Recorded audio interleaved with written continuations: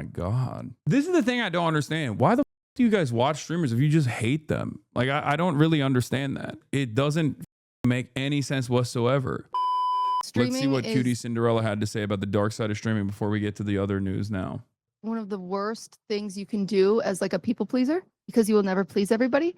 I didn't know that. If I went back and was able to whisper in my ear, would say, don't do it. It is not the safest job in the entire world. Unfortunately, you are having like a one-sided conversation at all times, and you never know how someone's going to interpret that. I immediately went to the comments because I assumed that as soon as someone like QTCinderella is talking about the downsides of streaming, there's going to be hella people in the comments being like, oh, rich streamer complaining about how wonderful and privileged she is and how amazing her life is. You know? Unfortunately, some people can have some delusions, and that leads to some safety issues for yourself. And even just like swatting is something that's incredibly scary and has happened to us multiple times, unfortunately. But I think that's a scary. She's a millionaire. That insulates her some. This is what I mean, bro. You can, first of all, you know, a lot of streamers' finances are much better than the average person, average 9-to-5er for sure, but it's not as good as you think it is. Okay, that's number one. Number two, that doesn't mean she should get swatted and constantly tormented. Do you not understand? Like, it's okay. Like a lot of you build a healthy level of resentment towards those who have money. Okay, this is a healthy level of resentment. Except you have to also, have to develop a smarter attitude about the context and the nuance of the things that you are actually looking at, right? The things that you're actually factoring in. If you think, sorry, it's not we are poor, I know, but that doesn't mean chatters. This is something that I've talked about. With everybody yelling at me back in the day, all the way back in 2021 when I bought a house for myself and my family, right? Like a lot of people were like, "Fuck you, you rich socialist." Okay. And I, at the time, said it's healthy to develop a resentment towards those who are wealthy. But you also have to remember, like, you know, how much control does QT have over the machinations of capitalism? None whatsoever. Okay? None whatsoever. Twitch streamers are simply accessible. Okay? That's it. So at a certain point, you have to remember, like, am I yelling at this Twitch streamer because they're actually doing something that is up? Or am I yelling at this Twitch streamer because they're the only person who will see it? Because, you know, there is a difference between Twitch streamers and, I don't know, fucking Mark Zuckerberg or the average CEO even. And I think a lot of people fail to make that distinction, and they direct their anger and animosity towards those who they know will hear it. And it's, like I said, a byproduct of having a level of healthy resentment towards those who are successful, those who have actually made it in a system that is very dog eat dog, in a system that is designed to basically wear you down to the bone. But I always say that the anger is oftentimes misplaced when it's directed towards people like QTCinderella or Twitch streamers in general. Of course, people will, you know, whatever I say in this circumstance, go through one ear and out through the other. People say, says you. You're only saying this because you want people to get off your ass, when in fact we will hold you accountable or something like that. No, I've been saying this for many, many years. And the reason why I've been saying this is because you're not doing praxis when you do shit like this. You're just simply chirping. You're chirping as someone who has a much similar class position to someone like yourself. And the reason why you're doing it there is because you and I both know that yelling about Elon Musk is not actually going to change anything. The serious thing is just you're letting people into this version of you online, and you never know what. Commentators in general nowadays? Hi, my name is Emma. This is my impression of the average Twitter discourse nowadays. Such a fun day with my friends. We went to a restaurant that I have been dying to try, and then ended the night with a movie night and some cocktails back at our apartment. Yeah, replies and quotes being like, this is a bad time. It's tone deaf for you to fucking promote this kind of thing. The resentment out of jealousy is not valid. People will resent having chronic illnesses even. Wait, I'm too physically exhausted to do anything after work on a Wednesday, so you're either unemployed or you're living off of daddy's money. Most people don't get to go out to dinner on a weekday, and this is really rude of you to show. Cocktails in the middle of the week? What a bunch of drunks. This is setting unrealistic expectations. Not everybody has friends. Not everybody lives close to a restaurant. Not everybody can keep alcohol in their house because they're 19 and they can't buy it without their mom. I would bet that every single person in that picture hates each other, and I bet the food. I agree with these replies. Yeah, that's just being mentally ill though, chatter. You have to understand that like that right there is unironically just a demonstration of mental illness. Like don't agree with that. That's what I mean. There's always motherfuckers who do this. That's fine. No, it's not fine. It's not a healthy attitude to have in general. It's also not even a productive attitude to have. You're just basically, you're like a serial bad faith guy. That's all this is. No, this is why I always say, no matter what, no matter how dumb a person is in this chat, sometimes somebody will come into this chat with like the dumbest position of all time. And I know for a fact that there is going to be like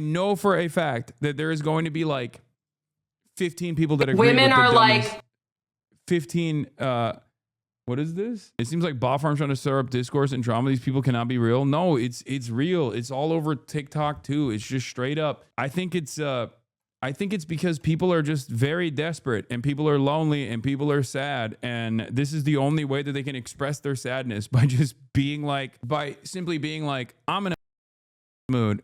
How can I actually make other people also get into a mindset in the way that I am? And if there's enough people with that same kind of shitty ass mindset, they will highlight this. They will hype it up. Suck too. Just a reminder that this. She warned you? Somebody warned Hasan Piker that the lady that fell in love with her. I bookmarked this? What the? This was from 1 day ago? Did I bookmark this? It must have been Hasanabi. Psychologist is coming for him. Uh-oh. Bro, in all seriousness, being mentally ill is still part of the bigger issue you're describing, so just calling it out like this, we should ignore or criticism is kind of pointless. Consistent mental health care is also not affordable to most. I bookmarked it to send it to you, Lamau. Oh, Ostenox did bookmark it. Nice. For the record, I'm not... There's a whole space of pandering woke scolders in a lot of these communities. You got to call them out for being absolute losers. The thing is, I don't think... Well, I understand the systematic factors at play. I'm not going to sit here and also baby people for having this kind of opinion or having this kind of like expression. Do you see what I mean? And it's a tightrope. It's a delicate balance, and I understand that. But you know, there is a back and forth here. There's a back and forth here, and then you know sometimes you just got to call it out a little bit, right? To be fair, Unc, if you post something online, you got to be able to take the flame. No, telling me that shit. Are you kidding me? Telling me that. I know. Just stop being poor. Stop being a sad loser. Pick yourself up by your heartstrings. People are lonely and people are sad. I have a job that is holding paper and collecting passive income. I also advocate for sex workers. People's passive income will pay for people who say they have to sell services out of desperation. What? My point always is, I understand the systemic factors at play that make people feel like this and make people desperate, but also they should, you know, try to hyper focus on more productive avenues. Okay. This is why I always try to redirect people back to organizing in their communities. Okay. The poors are envious. Yes. That's not what I said. What are you talking about? Oh my God. Why are you doing this to me? Why? Why is this every day? This is not productive discourse. Professionally misunderstanding a content creator in the most cynical framework is not actually moving the needle in the appropriate direction in your life either. That's like unironically the entire point that I was making, and you are proving the point that I'm making. There's never been a moment where I said any of those things or even implied any of those things, and yet here you are straight up doing that. A lot of you are doing that actually. Every argument devolves into, I like pancakes. Oh, so you hate waffles. I know that, man. We get it, Jesus Christ. I don't think you get it because you're doing the thing that I'm talking about. Every conversation on the internet is basically designed to invoke this kind of reaction. And it's also getting worse because now Kalshi will allow you to bet on these sorts of things, okay? Rage bait is monetizable. We are so good. We are so unimaginably Anyway, is outrage culture and rage bait mixed with concern trolling? I know. Just put 5K on the duration of the Kalshi stun lock. Come through for me, Unc. Yeah. It's not normal to have this many friends. It's not normal to go out to eat on a Wednesday. It's not normal to have the ingredients handy to make a cosmopolitan in your kitchen. And it's not normal to have an HBO subscription to be able to watch Sex in the City. You don't need to compare yourself to people like this. A lot of people don't realize this, but having more than 2 friends is contributing to the rise of fascism in the United States. Yeah. Anyway, let's get back to this now, which was my speculation was that as soon as QTCinderella says like, yeah, there's a dark side to the streaming business that a lot of people are not aware of, which is like an unhealthy association or unhealthy parasocial relationships that turn into like stalking and things of that nature. And then also simultaneously, swattings and incidents like that actually put your safety, that actually compromise your safety pretty traumatically. And there are instantly people being like, oh, woe is me.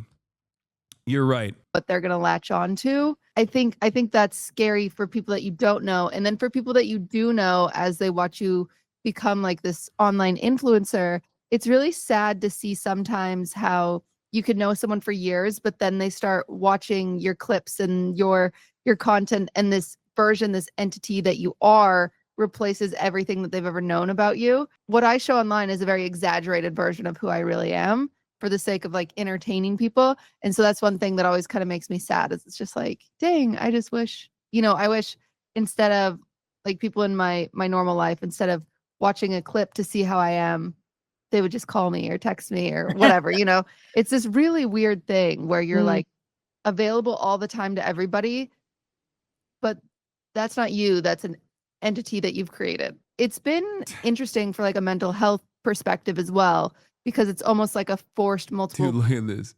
Don't focus on me and my friends. Ironically, I literally said that. Okay, turns out we don't agree with you, dog. Hasan is dumbfounded. He can't change our minds. Boo-hoo. This is heartbreaking. How does she do it? You're right. The next swatting incident that kills me, or QTCinderella, will actually unlock the revolutionary conscious amongst the working class. Okay? Next time a stalking incident occurs and a Twitch streamer process, your boss will actually call you up and say, hey, chatter, hey, worker, your life is going to improve dramatically from this point on, Your landlord will go, hey, you know what? Actually, this month's rent is on me. I agree with most of your takes, but this is hyperbole.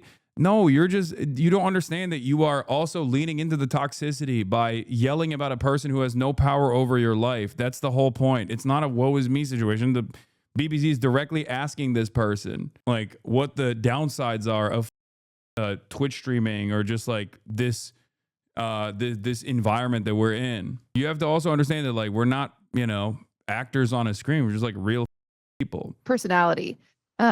When you're an actor, you have a role that you're playing. Just the chatter is right. Who you cares are about Batman. this? Just be a professional victim. Amazing. Oh my God. Once again, this entirely revolves around.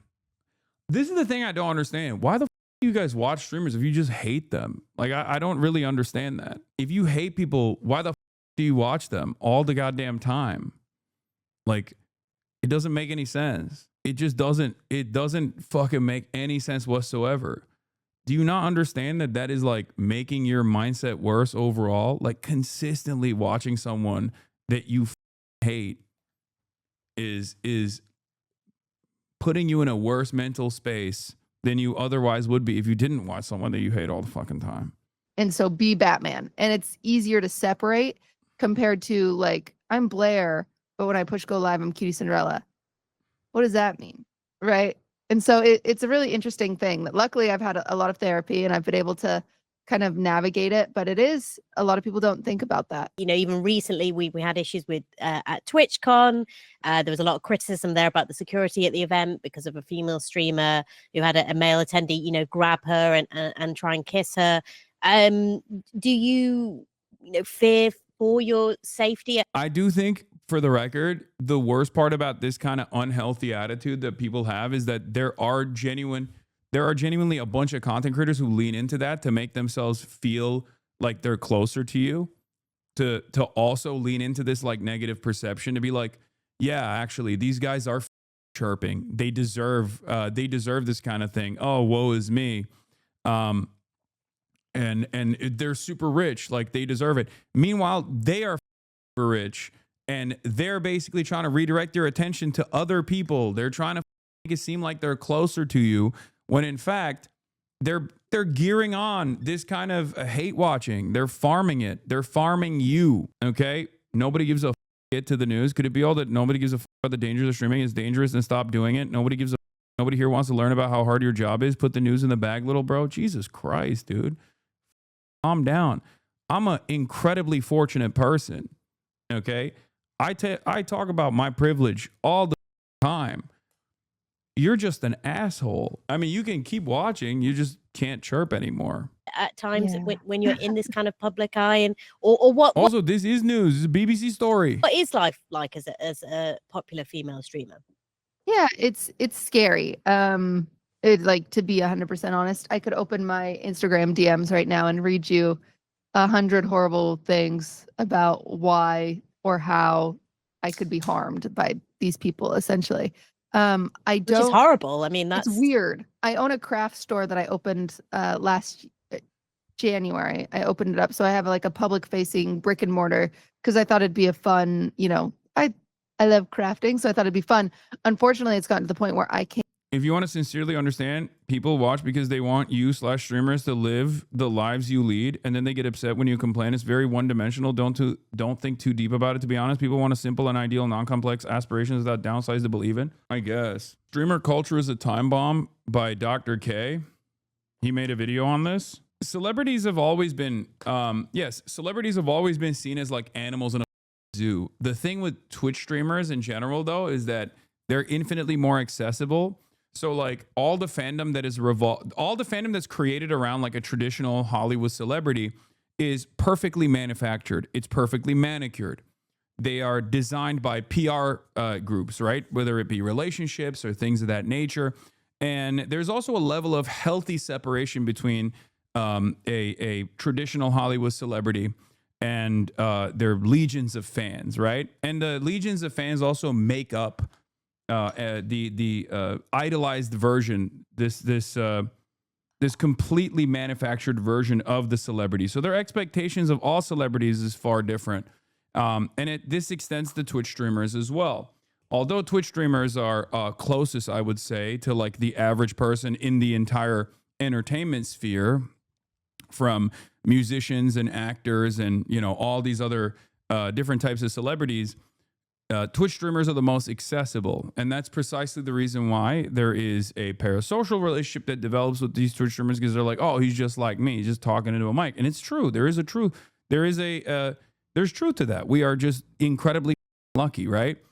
And I think that is part of the reason why a lot of people develop this like a very strange attitude where they go from feeling a sense of loyalty or a sense of love towards their favorite streamers to like a sense of resentment. And it can snap very quickly. It can turn into to bitterness and anger and resentment and hatred, like a scorned lover. Exactly. And oftentimes all it takes is like one thing for people to flip. This is part of the reason why I think a lot of people are very worried about talking about divisive topics on this platform, right? There's a lot of content creators who try to be as political as possible. And I don't mean talking about politics. I mean, be as political as possible with the relationships that they have with other content creators, and not talking about certain things, knowing full well that if they do talk about certain things, they have the capacity to alienate people. Part of that is because of the financial incentive, but part of that is also because, they're worried about people snapping on them and then fucking becoming like massive stalkers. But ultimately, yeah, diplomatic. When I say political, I mean diplomatic. I think that this space in general does create this medium in general, because there's so much back and forth communication with the audience. This medium in general creates this puppet master micromanagement, this unhealthy relationship that revolves around micromanaging your favorite content creator, and it can be something as simple as like people being like, oh, I don't like the way you dress today, down to you know, trying to interfere in your life in a very meaningful way that goes into like obsessively stalking and cyber stalking a content creator and trying to ruin their lives. I think that's where it comes from. It's because it's just basically it's on the same playing field. You type "stop biting your nails" in the chat, or "why are you eating loudly" in the chat. That's one thing, but that can also lean into people going, "Hey, where is Electro Dog?" For example, like this chatter quite literally is proving the point that I was making, right? Like it goes from like, hey, I don't like that you did this or did that, to I'm going to obsessively come back in every single day to micromanage every single thing that you're doing, and slowly but surely develop like a level of hatred towards the content creator. But ultimately, this is the point. Most people just want to be seen, right? Most people just want attention. They want to be seen. They get a dose of dopamine off of that. And some people that move in the opposite direction, and the direction of like hate watching, without realizing it, I think, become like they just develop a really, really unhealthy relationship with the content that they're consuming, and they don't realize it. But then they develop a sense of community off of like being in these like doxing communities and stalking communities. And then why do you always address these things? Because I think it's healthy to talk about this sort of stuff with the hopes that some people that might find themselves in leaning into that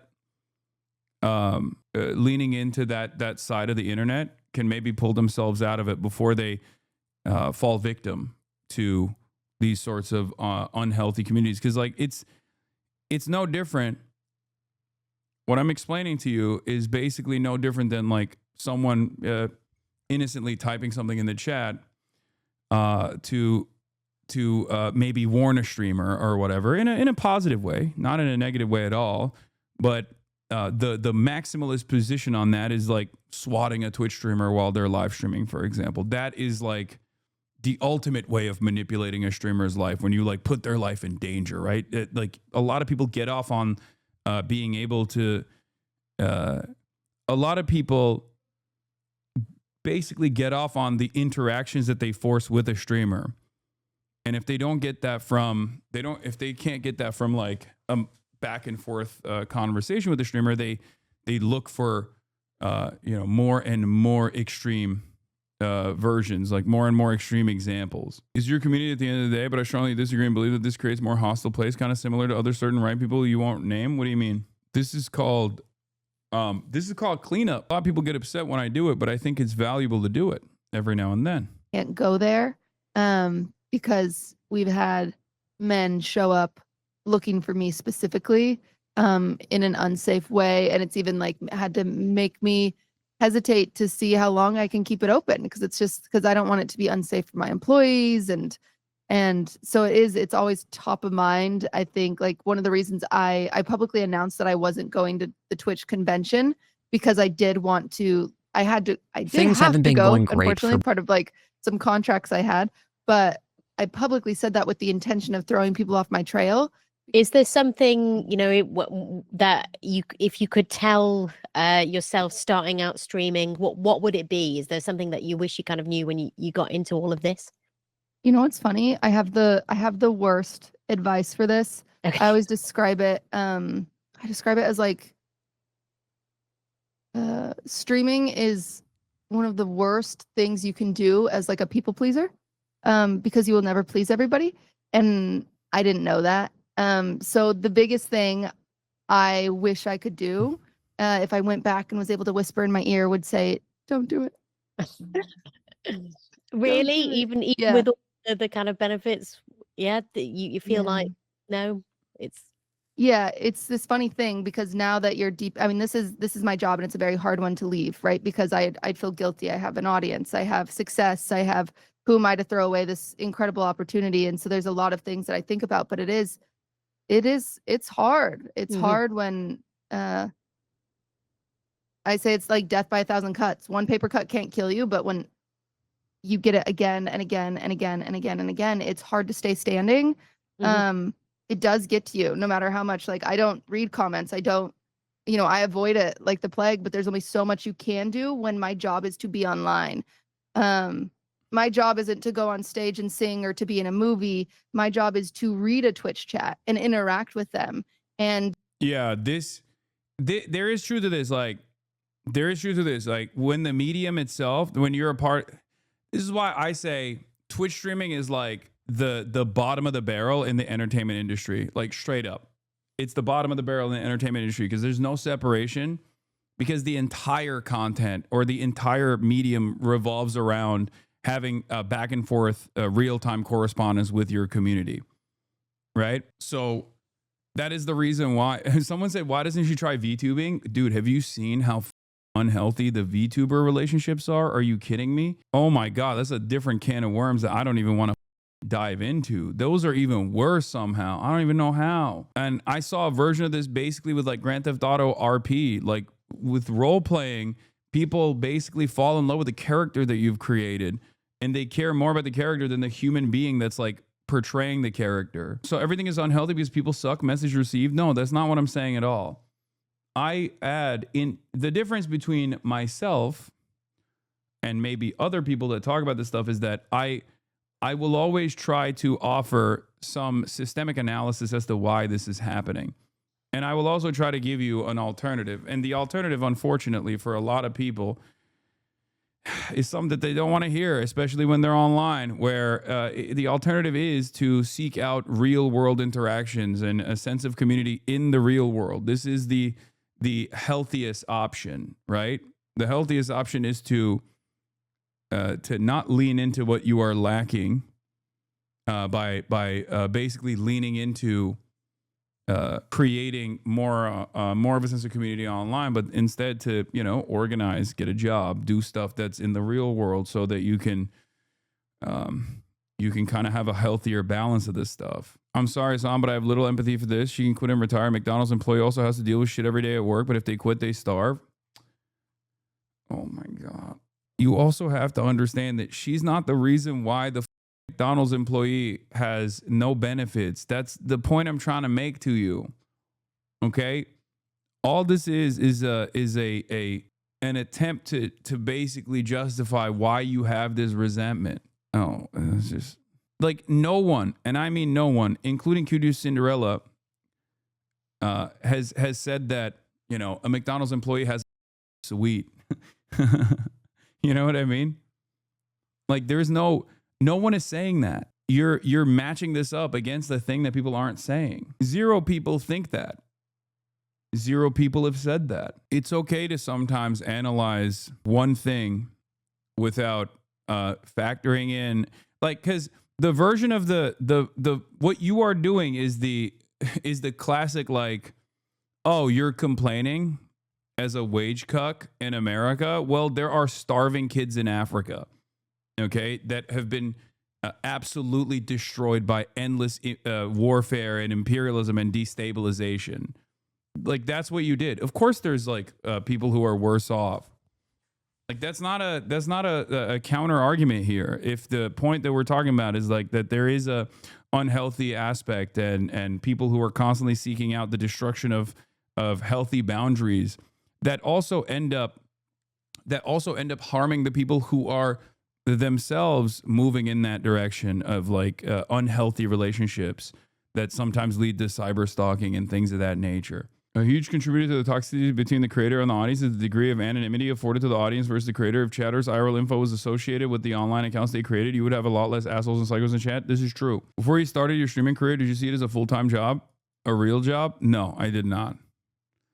And not only that, but I also never thought that I would get to this point in my career in general. Like, I never thought my goal was to become the largest political content creator. But even that was an aspirational goal. I never thought that I would become one of the largest content creators in general while still doing politics, Streamers can do anything else if it's too much. You can choose to do anything else. It's true. It's true. I can state whatever I feel like, chatters. You can. but also you can get backlash for it too, just so you understand. Like, people have the capacity, just like you can say these things, people can, you know, say that you're wrong. I feel like chatter is more saying it's crying from the ivory tower to the masses rather than what you're interpreting it as. I empathize with her, especially as a woman, but I can also see where that chatter is coming from. This interview doesn't exactly sit right with me, and I'm not sure I can express exactly why. It's true. Twitcher Hasanabi. The largest is Asmongold. That's why I said one of the largest. I can tell you where that resentment is coming from, but you won't like it, so I won't say it. I think the I think the larger systemic analysis comes from, like I said, people feeling a sense of desperation and then wanting to lash out at people who can hear their anger and resentment. The accessibility that is required of this medium is precisely the reason why people just shift their focus and reprioritize who their targets are. And their targets are the people who are the most accessible. The most accessible are people whose content revolves around having back and forth communication with chatters. You know, that's what it is. But like I said, I understand where it comes from. And that is because you're looking at a person who is like not that dissimilar to you, that has been able to literally win the lottery. And not only have they won the lottery, but they're basically winning the lottery every fucking day in front of you in real time. Of course, it's going to create resentment. I totally get it. I don't even think the resentment is unhealthy in general. I'm just simply saying, you know, focusing your attention on focusing your resentment towards more productive avenues, I believe, would be, you know, probably more successful, especially because it could lead to immediate improvements in your material conditions.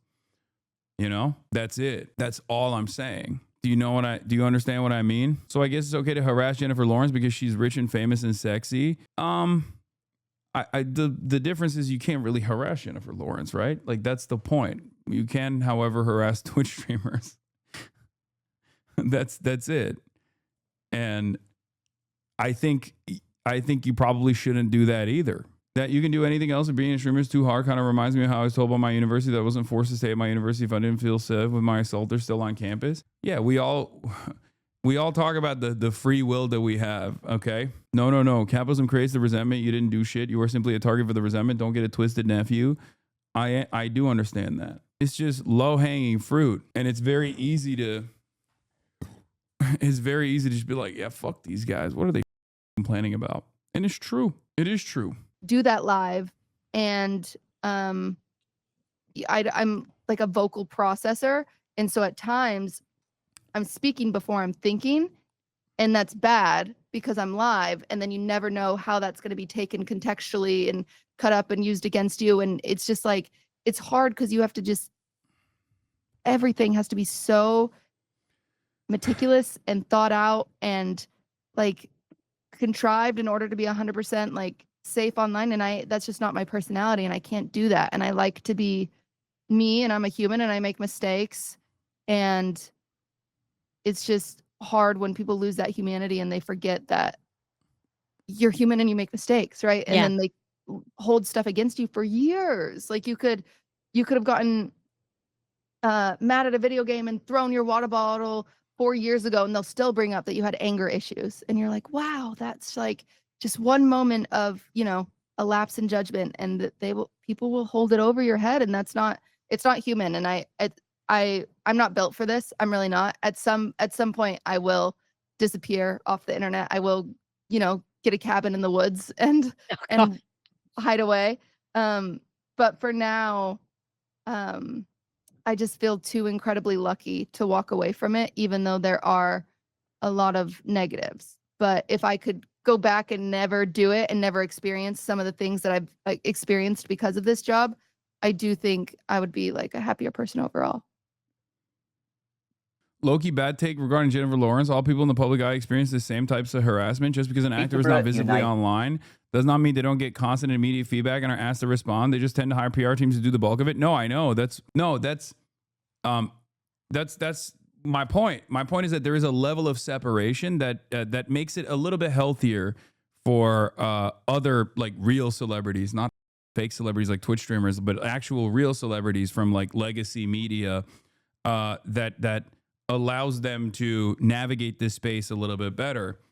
You have a legion of people who are tasked with making sure that your output on social media is as manicured as possible, whereas Twitch streamers don't have that shit. And there's no way that you can actually do that with the medium, right? You can't do that with Twitch streaming because Twitch streaming is all about accessibility. Okay? There is no world where you can have a mega celebrity. Like there's no world in which there's a mega celebrity that's just like sitting there and just reading your comments, and then you can basically serialize misunderstanding them professionally for your own personal enjoyment.